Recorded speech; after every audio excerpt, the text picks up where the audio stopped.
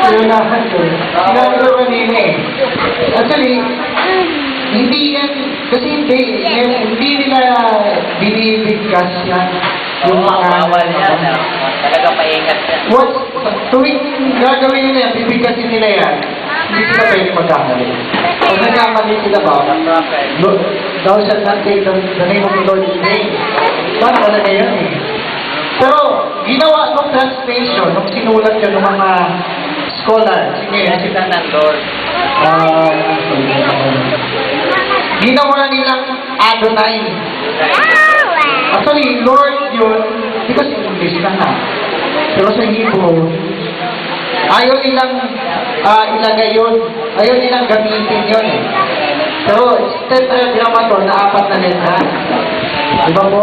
So, ngayon, itong pangalan na to, sabi natin ni Mr. Emil, sabihin ko kung ito ba yung pangalan ni Cristo? Ito na ba yung, bakit Jesus na? Sabi ko po kanina, hindi ilang Diyos, rinibil pa yung kanyang pangalan kasi ipapahayag yun ng kanyang anak. Kaya Jesus, yung pangalan ng anak, kasi sabi nga ni Francisco, kulang yung pangalan ng Diyos sa Old Testament. Paano kulang? Hindi pa siya reveal.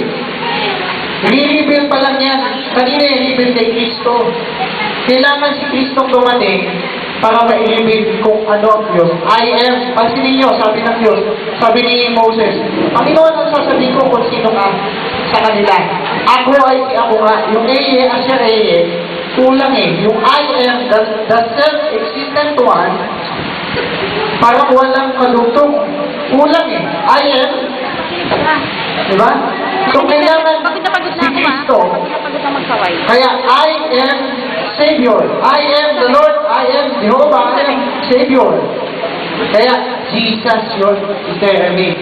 Kaya sabi ko, yung name na yun, may nakatago doon eh. Doon sa Lord, kulang nga sabi ko eh. Pero yung pangalan na yun, si address din doon, na katuparan ni Jesus. Yung nakikita. So, ibig sabihin,